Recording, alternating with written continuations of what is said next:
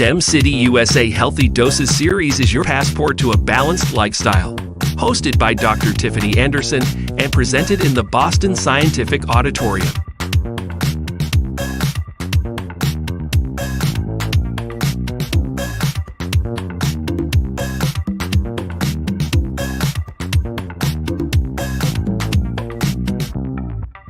And now, Dr. Tiffany Anderson. Hello, everybody. Welcome to another episode of Healthy Doses, brought to you by Boston Scientific and streamed live here in the metaverse of STEM City, USA. Healthy Doses, as you may know, is a show that we've created to give you the resources and the tools that you need to be the best you possible. Your mental health is very important, and that's why we created this show.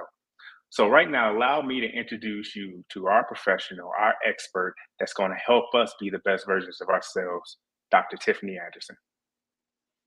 Hey, good morning, everyone. Welcome back to Healthy Doses with myself, Dr. Anderson.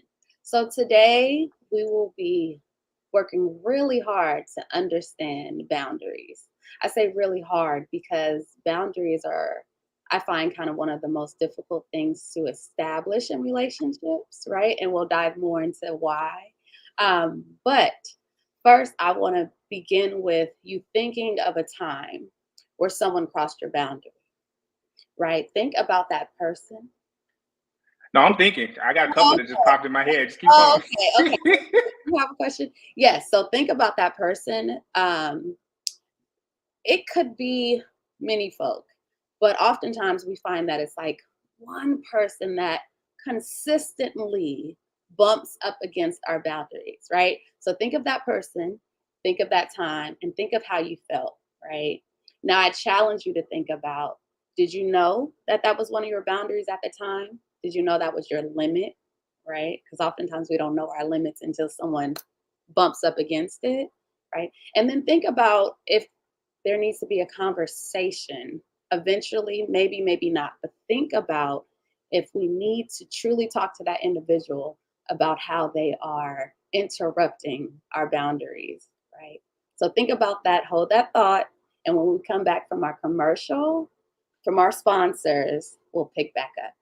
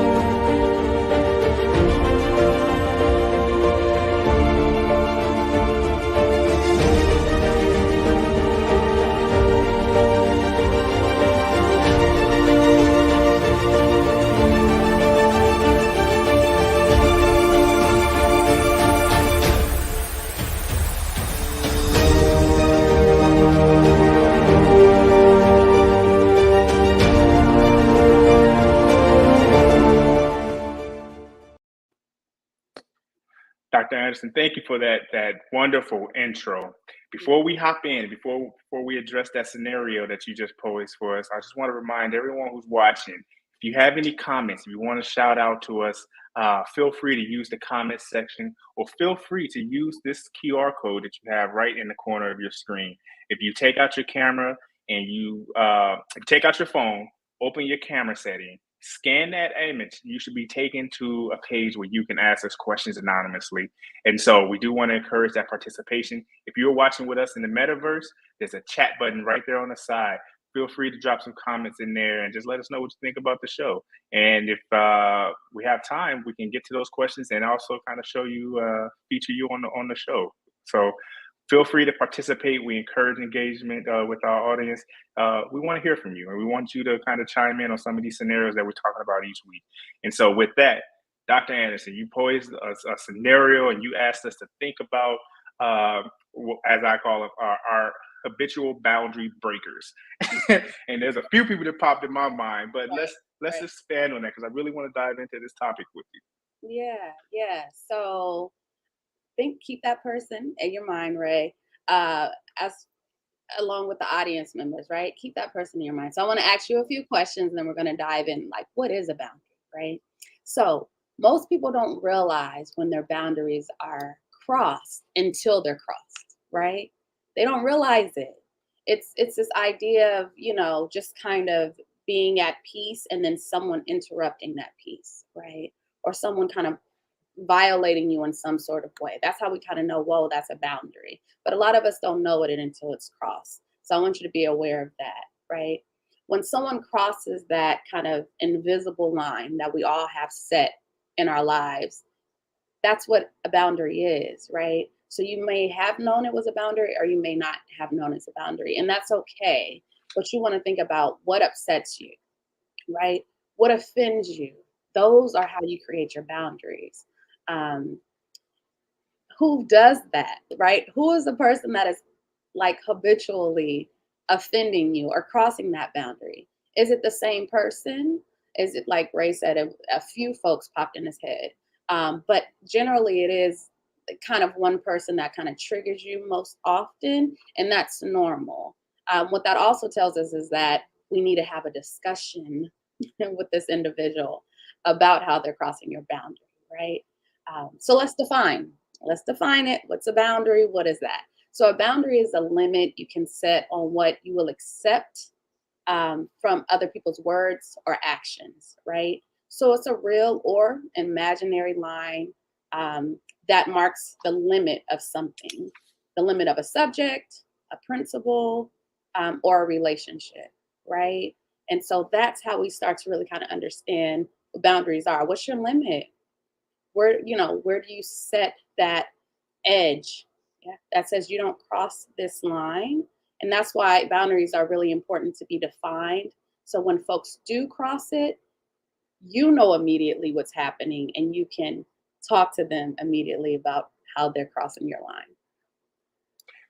So, Dr. Angela, I would imagine that boundaries are 100% personal to the individual and unique to the individual. And I guess what I'm getting at is, are there limits to boundaries, right? Is there any, can somebody set a boundary Mhm. that you think is unreasonable? And if I think it's unreasonable, if I think your boundaries are unreasonable, Yeah. is there truth to that, or does it just not matter? Mm, Your boundaries are your boundaries. that's a great question. It doesn't matter. Your boundaries are your boundaries, right? So I can say, Ray, I don't want people over my house after 9 p.m., right? You can live a lifestyle. This is just an example, Ray. No disrespect. You can Hey, the live party don't get going till after 9 o'clock. right, right. You can live a lifestyle where folks can come over anytime they want without calling, without anything. Like they just show up. And so you may hear my boundary and say that's unreasonable. The party doesn't get started till after 9. What are you talking about? Right? Like that it's unreasonable, but it's my boundary. You don't get, no one gets to tell us and define it for us, right? It's mine. So I say 9 p.m. is where it stops, and you say 9 p.m. is where it starts. I have to respect your boundary, and you have to respect mine. That's the goal, anyway. That's so interesting. Uh, I'm in bed by 9 o'clock, so no worries there. But I definitely get what you're saying. And so you were talking about kind of a preference, right? But Mhm. what about I say maybe like physical boundaries, like maybe if I don't want to hug people, right? We just I'm not gonna say we're out of the pandemic, but we've gone through a pandemic where touch, handshake, 6 feet was a thing. That's kind of more of a physical. So I guess what I'm getting at with this question is there are different types of boundaries. Can you Mhm. tell us what some of those look like? And it might be an infinite number, or it might just be some common ones. Can you share with us what types of boundaries? What kind of boundaries do we have? Do we set whether we know it or not? Yeah. Oh, that's a great question as well. So we can start with physical, right? Physical boundaries are all about personal space and privacy, right? So everyone, including children, have a right to their privacy. They have a right to their personal space. Touching, right? They get to decide, we all get to decide who touches us, how we want to be touched in any way, right? So, right, like you were saying, pandemic or not, right? We get to decide if we want to hug someone, if we simply want to give them a handshake, if we don't choose to give them anything but a wave, right? That's your physical boundary. And then you have your material boundary that determines what, if anything, you are willing to give or share with someone, right? So what are you comfortable lending, right? Ray, can I borrow $100, right? I mean, that's a real question. But it's Let's remember who's the doctor here. right. I'm kidding. Right, No, I'm playing. right. People get to ask, and then you get to say yes or no. Right. That's a material boundary. You get to decide. Do I have the means to give this? And it doesn't always have to be, money wise. It can be other things, right? That you have that you may or may not be willing to share. But that's a material boundary. So it's all about what you're comfortable lending. Your belongings, all of those things, right? Your time. Time is valuable. This is all material boundaries. And then you have your emotional. You have your emotional. So you want to recognize that your emotions belong to you and only you. You want to be able to separate your emotions from the emotions of others, which we'll find more about boundaries and what makes it hard, right? Because your feelings should not depend on other people's feelings. They're strictly yours and they're your responsibility, right? So that's your emotional boundaries. And then we have our sexual boundaries, right? And that's just to protect your rights to choose the comfort level of sexual activity, right? Again, you get to choose. There's autonomy in our choice when it comes to sexual activity, right? And then lastly, we have our spiritual and religious boundary. And that's all about, how we connect with the divine, in our relationship with whoever we are connected to in this lifetime. That feels like we can go into a whole nother show when we talk about spiritual boundaries, relationships with people like in the church. But we can dig in there. But let's kind of recap. So you talked about your physical space, actually physically touching, right? And we talked about material, your time, money, personal items. Then we talked about our emotions, our feelings. And so all of these things, you have the right to protect. Talked about the sexual boundaries and how you have to create those so that you feel comfortable with you and your partners, and spiritual. And so your spiritual boundaries are there. And so, I'm sure we can go and we can dig deeper and really start kind of digging into more different types of spiritual, excuse me, not spiritual, boundaries. But like you said, boundaries are created to kind of protect you and make sure that you feel comfortable. What happens when those boundaries are crossed? What we're talking about boundaries. What is the importance? So we defined it. We talked about what it is, but there's a reason why we must have these boundaries and why it's important that you have these boundaries. So let's talk about the importance of that and why we need boundaries. Yeah. So boundaries are important and helpful to us because they are necessary components for self-care. Right? They allow us to know how we need to take care of ourselves. They assist in our own emotional, mental, spiritual well-being, right? Because without boundaries, oftentimes we can feel burned out or depleted or taken advantage of, right? We run into this feeling of resentment when we don't have boundaries because folks are doing what we're allowing them to do. Does that make sense? They're doing what we're allowing them to do. So without boundaries and without a set understanding of what's allowed in our lives, we run the risk of folks pushing up against them without their knowledge, right? And so I want us to really take into account, although boundaries can be difficult to establish, They're necessary because within relationships, we run the risk of a lot of confusion and a lot of negative feelings towards people that we love and care for because we're not being explicit about where we draw the line. Yeah. Also, in regards to simply just helpful in relationships, we want that vulnerability. We want that transparency. And so boundaries also allow the other person to know what makes us tick. It allows the other person to know what we value, our morals. Okay? It allows us to really kind of dive into kind of the underpinnings of each person and how they've been created, how they've been raised, and what kind of, again, what lines they've created in life that keeps them safe and keeps them to a place where they feel at a balance, if that makes sense. And so that's why they're helpful. They just take care of us, and they're extremely necessary. So boundaries are critical to our healthy, our mental, our healthy, positive mental health, or I guess just maybe our existence is kind of, I guess, the word I'm looking for. We need these boundaries in place because it really lets people know it's our personality. It's really how we communicate with others and how we want others to communicate with us. Yeah. And so that's really good. What happens? You know, we talked about, why we have these boundaries. When we don't set boundaries, if we don't have boundaries, or, we're just kind of free.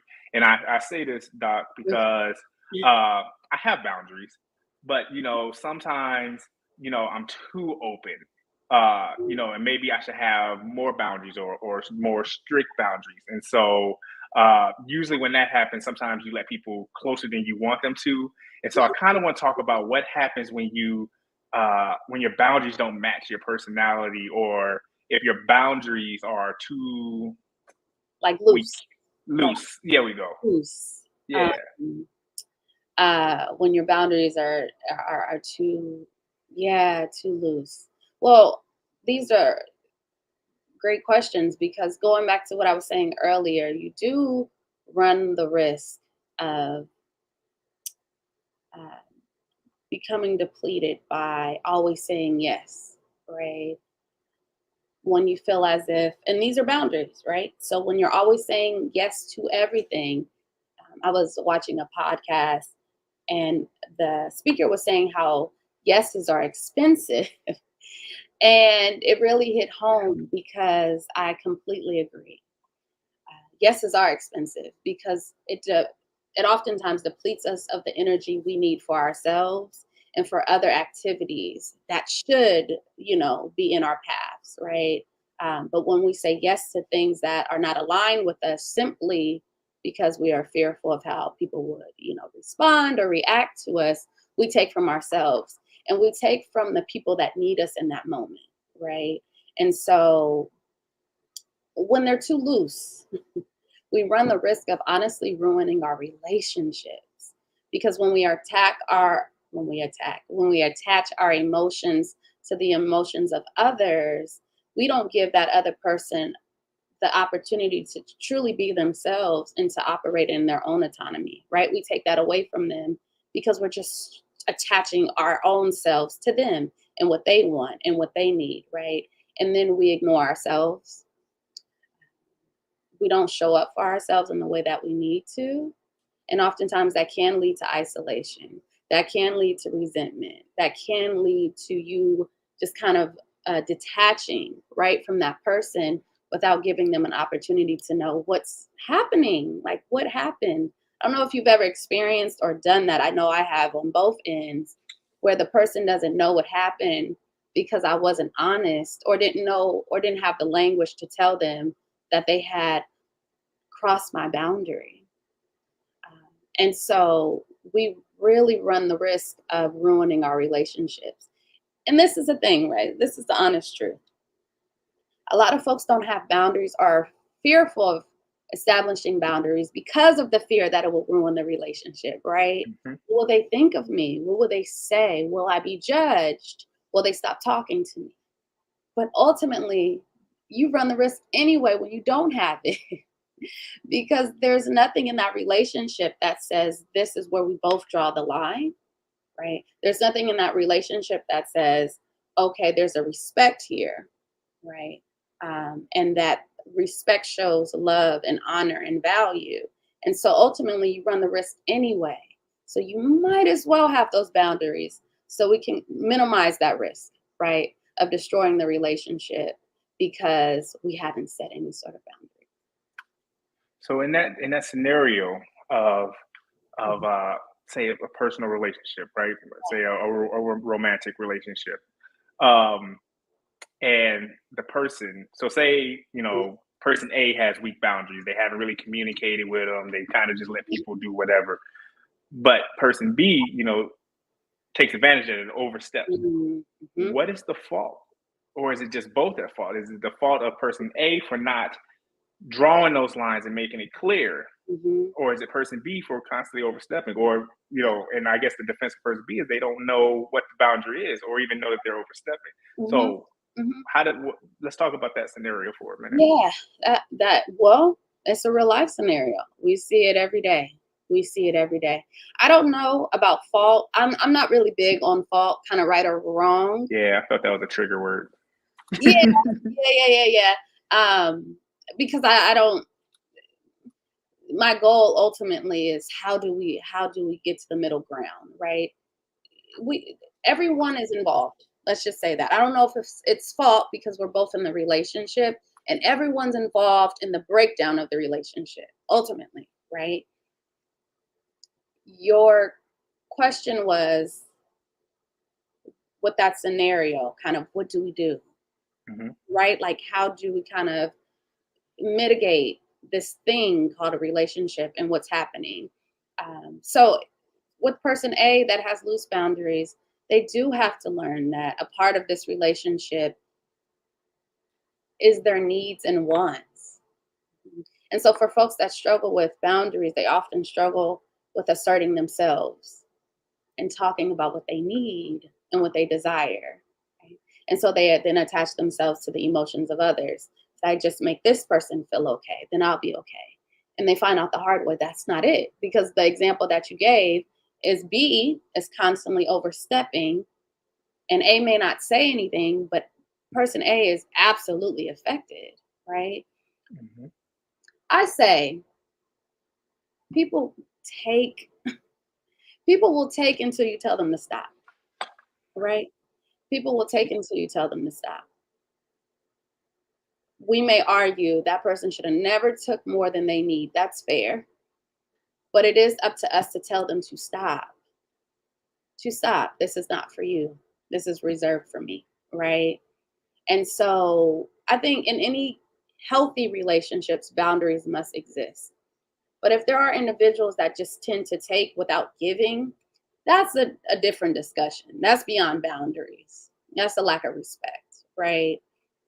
But if it is the person just simply doesn't know, then boundaries have to be established, and person A must kind of speak up for themselves, or the breakdown will continue to exist, and ultimately A will feel resentful, depleted, taken advantage of, and that will manifest itself in a multitude of ways that we don't even want to get to, right? Yeah. Mm-hmm. And so I know I posed the scenario of a romantic relationship, but I mean that scenario can be applied to personal, to business, to any other type of relationship that you have in your life. Right. So, Dr. Angela, I want to switch gears a bit and kind of get to like my favorite question to ask you. When is it time to call Dr. Anderson, right? Or call a therapist when I say that? Because, in our past episodes, we talked about imposter syndrome, we talked about stress and anxiety. These are, kind of,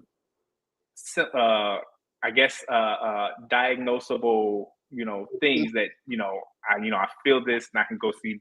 But boundaries kind of seems more like, I don't want to say a symptom, but something that kind of leads to those other things that we was talking about. So if I recognize that I have, weak boundaries and I don't really know when is it time for me to seek help? I work with a lot of folks that struggle with boundaries. Boundaries may not be the reason why they're in therapy, though, right? But it is, like you said, a symptom. I love that word. It is a symptom oftentimes where folks may come in and talk about unhealthy relationships, right? They may come in and talk about not feeling loved or valued or heard. They may come in and talk about being in dysfunctional romantic relationships, right? A lot of times that is tied down to poor boundaries. And so if you're finding yourself in similar scenarios that I named, or just feeling as if you just need like assertiveness training, right? Just learning how to assert yourself, how to prioritize yourself, how to recognize your own self-worth and your own self-love, and being able to place yourself in positions that are mutually beneficial, right? That can definitely encourage someone to come to therapy. But boundaries are honestly a symptom of some of the larger issues that folks are having, to which they do kind of seek additional support. So, generic person, what does that conversation look like between you and the subject? Without going into details or revealing, Right. confidentiality. Good. That's a great question. I'm just going to generalize it, just so we're Sure. safe. I will generalize it. So I'm going to give some examples of what unhealthy boundaries look like, right? So this is helpful because folks, again, remember those questions I asked in the beginning. Do we even know when a boundary is crossed? Like, did we know our limits? And so a lot of folks don't know it until they get to this place where they're having these unhealthy relationships, or they're feeling as if they're not valued in relationships. So then we ultimately want to understand what unhealthy boundaries may look like. So we get just kind of like like, I don't know if it's a threshold, but just maybe like an understanding for that person, because we can't assume people know what they are, right? So asking questions like, in relationships, are you sharing too much too soon? Are you closing yourself off or not expressing your needs and wants? Are you feeling responsible for others' happiness? Do you have a weak sense of self or identity, right? Thinking about how you feel about yourself and how you treat you, which is a big part, because one's kind of lack of boundaries may be reflective to how they treat themselves and kind of show up for themselves, right? Do you allow others to make decisions for you? Are you taking accountability for your own emotions and how they're showing up? Do you feel powerless? Have you taken full responsibility of your own life? So those are some of the questions that I'm asking in session for folks to see if there's a pattern. And then we can understand, okay, well, ultimately you are struggling with poor boundaries, and that's okay. We can work through that, but we just need to know what we're working with, right? And how it's showing up in your life. And one thing I can say about individuals is once they understand, they can give you a list of how it's showing up in their lives. I mean, folks know who they are, right? And they know what they're struggling with. I'm just here to give it language, right? And provide tools and coping mechanisms and all those good things. But individuals are very aware of how unhealthy patterns show up in their lives. Shoot, I know I am, you know? Yeah. And so those are just some of the questions that we want to ask. And then we'll dive into how to establish that, how to assert oneself, and kind of start working on that. And we can talk more about that, in the next few questions. But that's ultimately what it would look like. So, kind of knowing the answers, or identifying the problem is the first step to solving the problem. Always. It's funny how that comes back around. Right. Listen, Dr. Anderson, we have to pay a couple of bills, and so I'm going to go to commercial. But when we come back, I want to take the conversation to different. So we've been talking about identifying your boundaries, knowing what your boundaries are, what are our boundaries, what are the different types. We've covered all that. And so we've been largely talking about this topic from a personal relationships. But when we come back, I want to talk about what does boundaries look like in the workplace, in the professional life, because it almost seems like there's two different worlds. But let's hear from Boston Scientific, and we'll be right back. We know how to treat the colds and the coughs. We know how to treat the bumps and the bruises, the cuts and fractures. But how do we treat, I can't afford a day off work to see a doctor?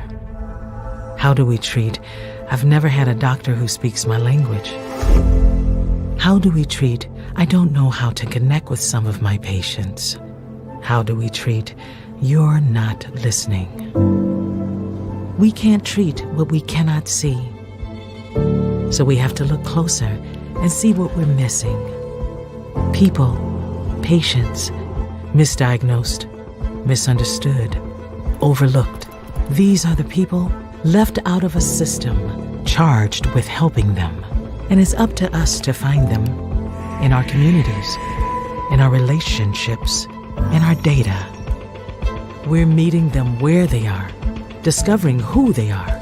We're taking an honest look to understand their healthcare needs and delivering effective ways to reach them. We don't have all the answers, but together we can find the way to address the gaps in our healthcare system, to provide something better, to find more chances to save more lives. It won't be easy, but we can help make it right, because no one should be missed.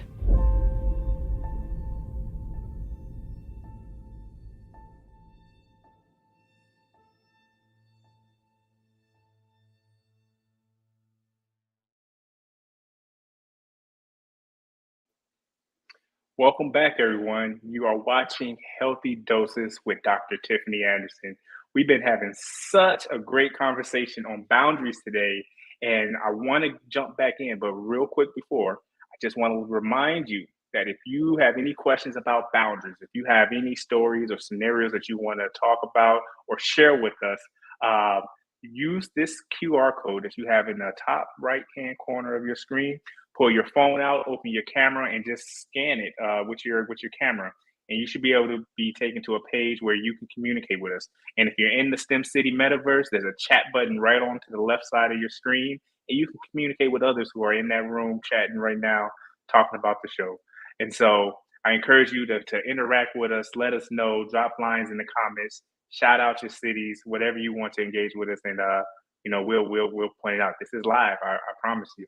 And so let's jump back into our conversation. So we've had a real good conversation talking about boundaries, what it is, why we need it, what does it look like, why people should respect your boundaries.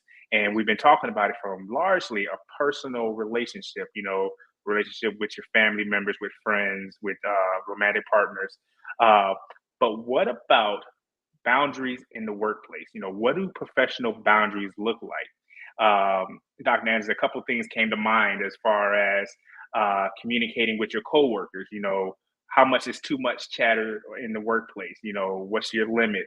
I've had coworkers who, at 5 o'clock, I'm out. Don't call me. Don't talk to me. I'm done. Don't reach out. I don't care if the building's burning down. You know what I mean? But that's their boundaries. Yep. And then, also, I'm just going to run down kind of a list that I had going, overwork. How do you know what that boundary is? When do you know what your limit is? How far do you go? And, when do you say, this is my limit? I can't do more than what you're asking of me. Yeah. And then, talking to people any old kind of way in the office, what's that limit? And, some of these things, HR gets involved. But anyway, Dr. Anderson, I'm going down a spiral. I was just thinking of scenarios. But let's talk about personal boundaries in the workplace. Yeah. So it's interesting because it's kind of like twofold. So I'm going to start with what you were speaking about, professional boundaries and kind of what that looks like with coworkers, with your boss, and all those things. I think ultimately boundaries starts with the organization and the kind of culture that they create for their employees and what that looks like, right? Oftentimes it's kind of a trickle down effect, right? So I just want to throw that out there, because that is also influenced by how folks act in the workplace, their own expectations. The boss does this, and so why isn't it okay if I do this? The boss speaks to us like this, so why isn't it okay if I speak like this to others or the boss, right? And so we want to just kind of understand one's environment, like working environment. I think ultimately with professional boundaries, it's similar, right? It is the same. When I say same, I just mean it is that limit. It is that imagined line that we all have individually that aligns with our morals and our values, right?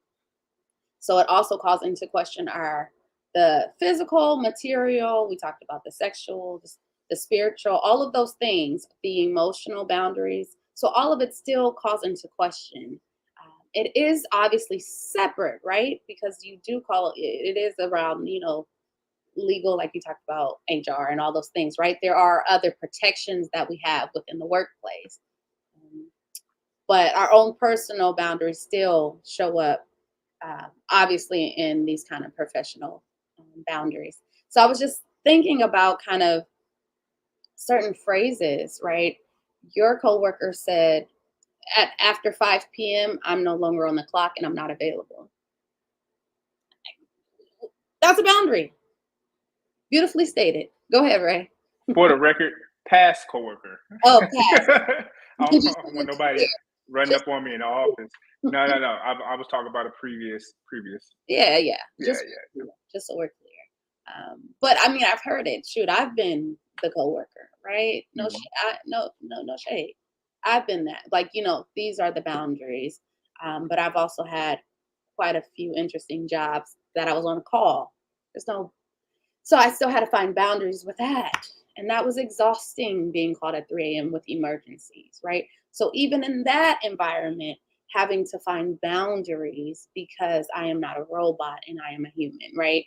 And so some of those phrases in regards to working with coworkers, working with individuals that may kind of push against those boundaries, I think in that workplace, I think Ray even mentioned sometimes language or conversations can cross the line, right?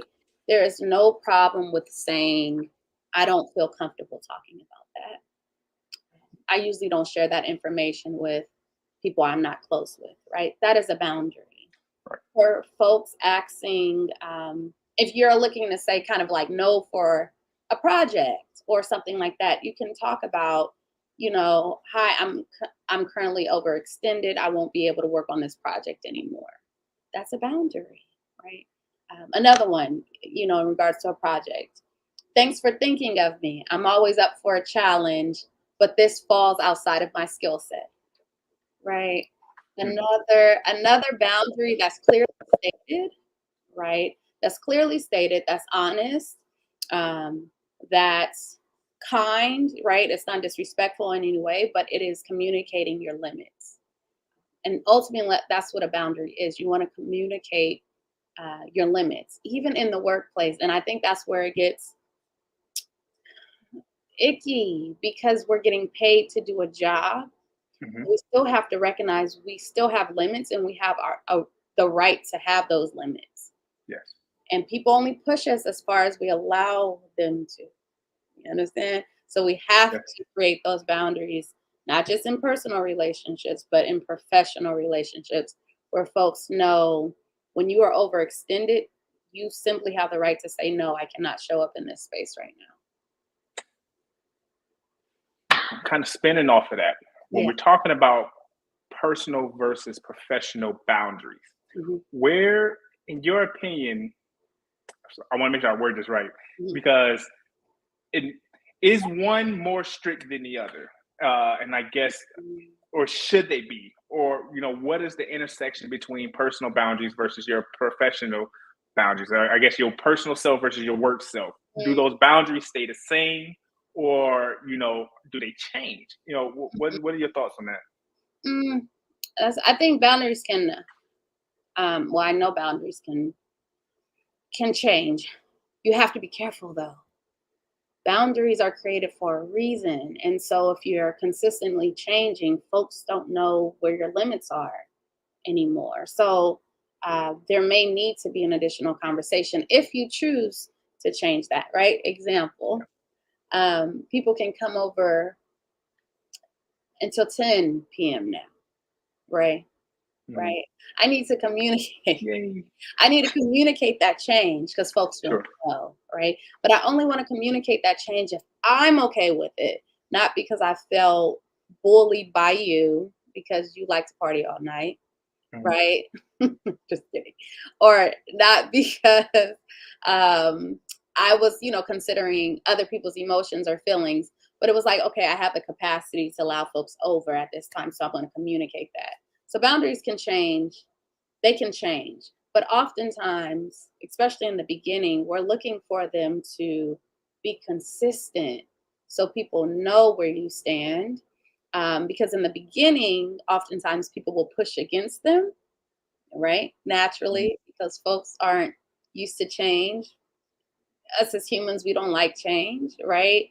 So people may naturally push up against them. So if you're constantly changing them, those same people that are struggling with your boundaries, they won't know where it ends. And so I encourage you all to kind of stay steadfast in your boundaries, but it is okay to change. Then you ask the question, should they be more strict than others? Personal relationships, romantic relationships, you're constantly checking in with each other, right? So it may change and look differently. That is okay. Professional, I don't know. I don't know if they need to be more strict, but I think you may benefit from them being a bit more strict, especially like kind of crossing the line, right? Like if certain coworkers, like you may not invite certain coworkers over your home, or not even certain coworkers, but you may want to keep that separate. That's a boundary that may never change and may be considered a strict boundary. And that's okay. I had a job where I slept where I worked, Ray. Different, right?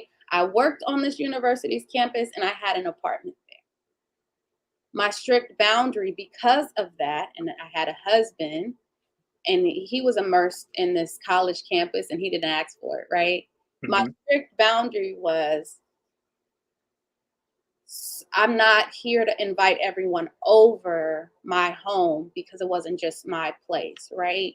And I worked there and I wanted a strict boundary that when I go home, I am home.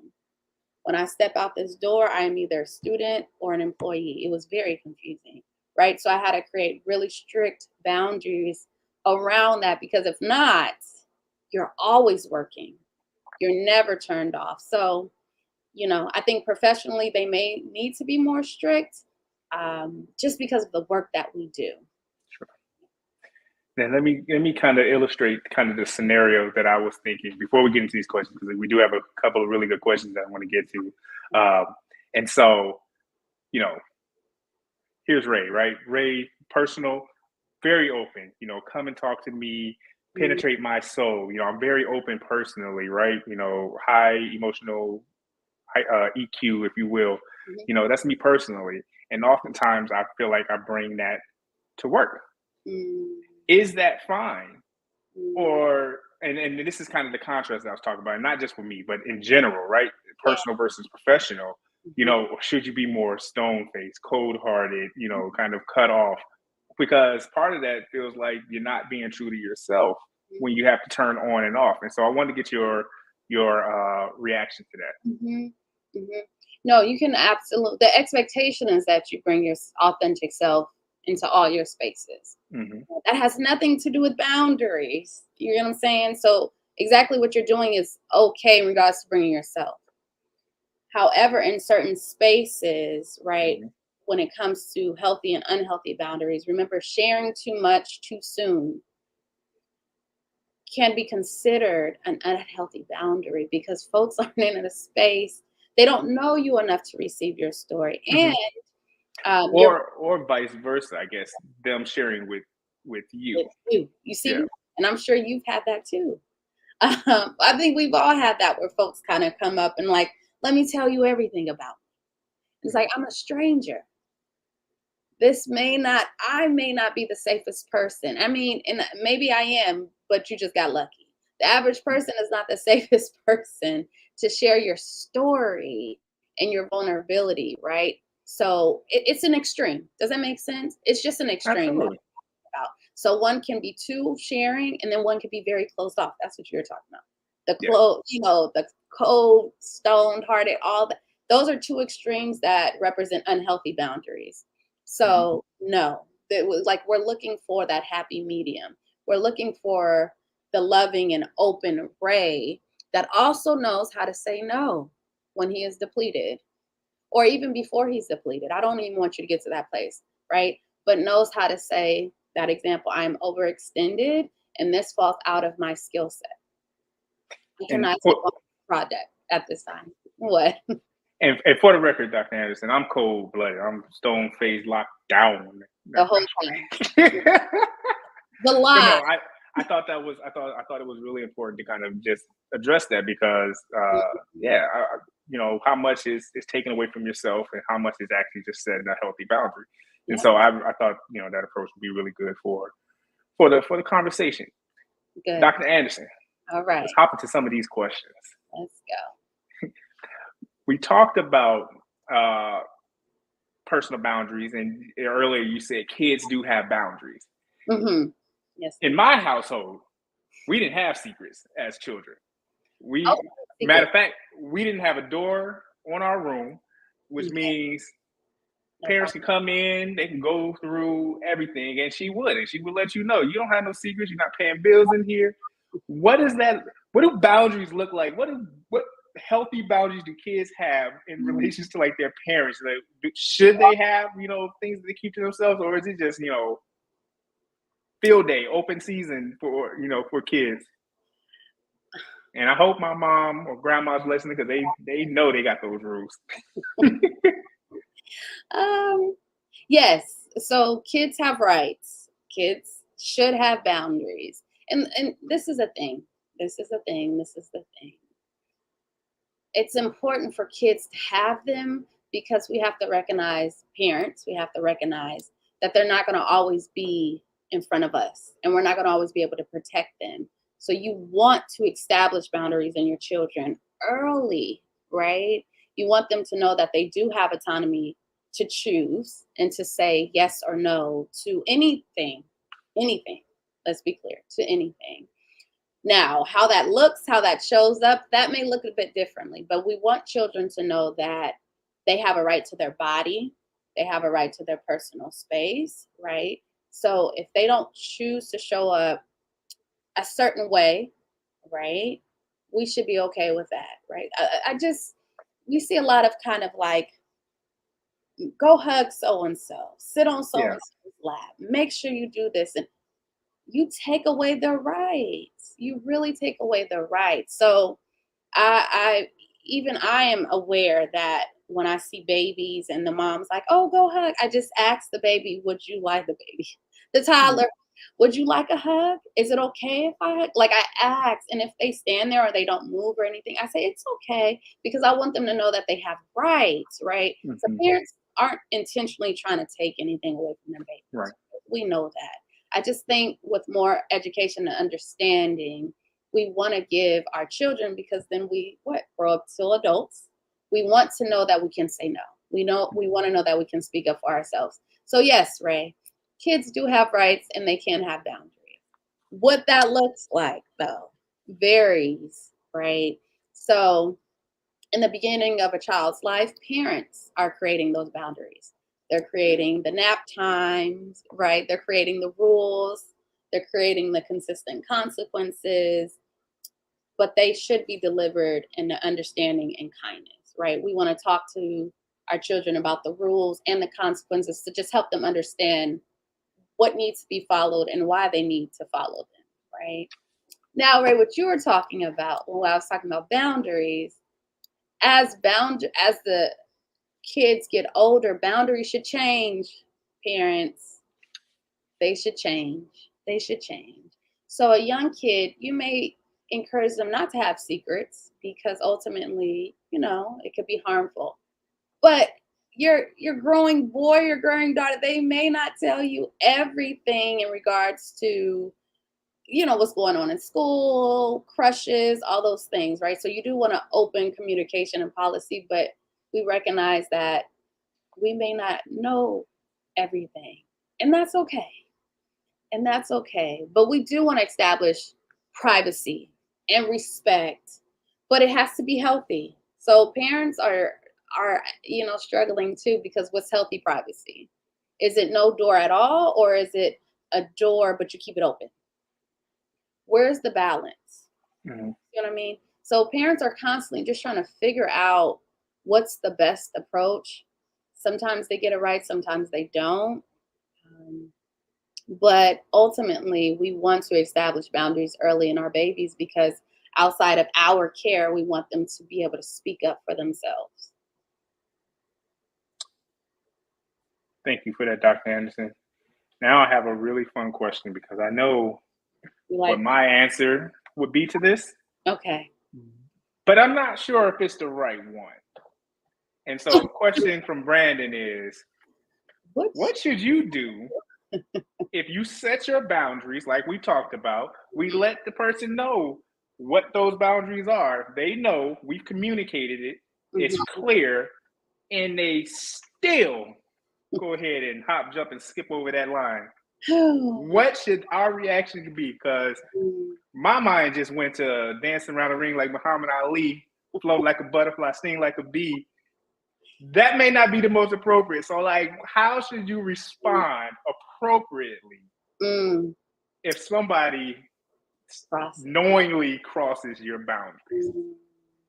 Knowingly, see, that's different. Well, let's take that knowingly and unknowingly. Let's do, because there's a right way, there's a wrong. Let's cover both places. So, I think knowingly and unknown. I think, or unconsciously or whatever. I think the approach may be the same.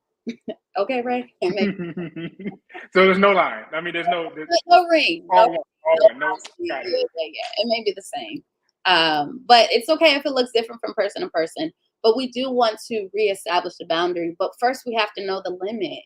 Remember, I was saying some people don't know the limit, and so people cross them, and we don't know it's been crossed until we're upset or shut down or too stunned to speak, right? And so first you want to know your limit. Sometimes and this is why it's important, sometimes once the limit is crossed, we're too exhausted or too stunned or too overwhelmed to even address it. So we want to know our limits. So as folks are even getting closer, we're able to say, oh, that's a boundary. We're crossing it. Yeah, you're getting close, and we're going to stop you right there. Or you've already established it, so folks know, like Ray said, folks may,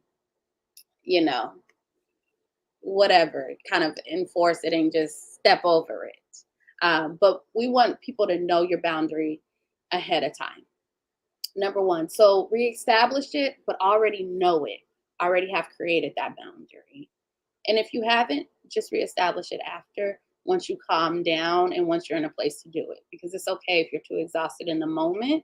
And I've been there to establish a boundary, right? Next, you want to practice those boundaries, right? So even if you're not, like Ray was talking about, kind of struggling sometimes with boundaries, you want to then write them out, practice them in the mirror, right? Get comfortable with speaking them. So when you have to, you're already ready.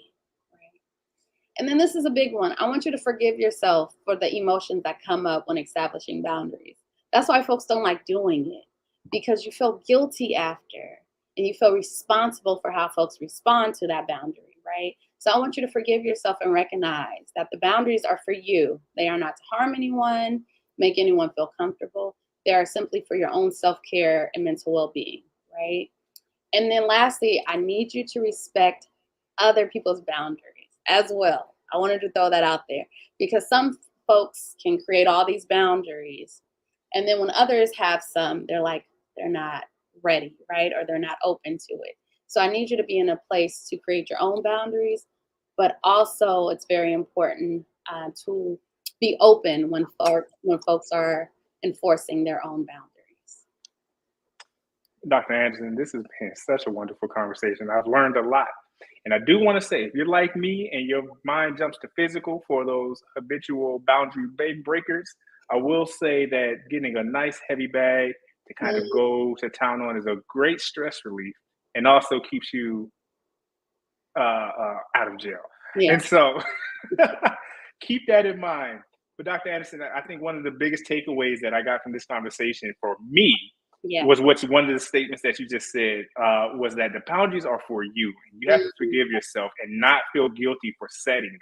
And because that is one of the biggest hindrance that, I experience when setting boundaries is thinking about the feelings of others and how they might, but it's not about them. It's about me or the individual that's setting the boundaries. Absolutely. Why don't you let us know, what should the audience be taking away from today's conversation from your perspective? Yes. So thank you all, as always, for showing up for yourself, showing up for the show, and just being present. For today's takeaway, I think ultimately, I want us all to be in a space to know that we are worthy of setting those boundaries, that, our sense of boundaries are also attached to our sense of self and self-esteem, right? So if we are struggling, we want to really kind of dive into why don't we feel worthy enough to set our own limits and to say no, right? And so I want you to know that you are worthy enough to set those boundaries, right? And that it doesn't matter if folks accept them, but that you accept yourself and your own needs and your own desires. So I hope today's episode was helpful for you. And next week, we'll come back and be talking about self-care. That's what I'm talking about. This is the Treat Yourself episode next week. Listen, everybody, thank you for joining us. And thank you to our sponsors, Boston Scientific. We hope you've enjoyed today's episode. We hope you enjoy exploring the metaverse at STEM City USA. There's a lot of things going on, a lot of shows just like Healthy Doses. So please visit us at www.stemcity.com and really just check out the wonderful things we're doing. We'll see you next week for the Healthy Doses Treat Yourself episode, which we talk about self-care. And so till next week, 11 a.m., take care. For more than 40 years, Boston Scientific has relied on our spirit of relentless innovation to advance science for life. We have the privilege and responsibility to deliver higher quality, less invasive, and more accessible device solutions, and the need has never been greater. Boston Scientific technologies are used to treat roughly 30 million patients around the world each year. Across our business, our products are supported by vast clinical data, including bench testing, randomized controlled trials, and ongoing real-world evidence to ensure the highest quality products make it into the hands of our customers. And we're always looking for ways to provide even more effective therapies and solutions. We invest over $1 billion annually in research and development to sustain a robust pipeline of meaningful innovations. We continuously strengthen our manufacturing and operations capabilities with artificial intelligence and advanced microelectronics to create devices that are smaller and smarter. And we're collaborating with our medical partners and physicians to advance digital capabilities with remote device support and a broad scope of training and education programs. Advancing science for life is also about supporting our employees and the communities in which we operate. Now more than ever, we rely on our values to guide our company as a global business and as a global corporate citizen. We're working to help confront healthcare inequities and social injustice, not only with financial contributions, but through volunteer service, advocacy, and expanding market accessibility. We're also focused on environmental initiatives that move us towards our goal of becoming carbon neutral by 2030. The unmet needs are great, but the future of healthcare is bright. Our innovation centers provide a place to explore opportunities, examine solutions, and see what lies ahead for medicine. Together, we can continue the relentless pursuit of innovation to help everyone live longer, healthier lives and make a difference all over the world.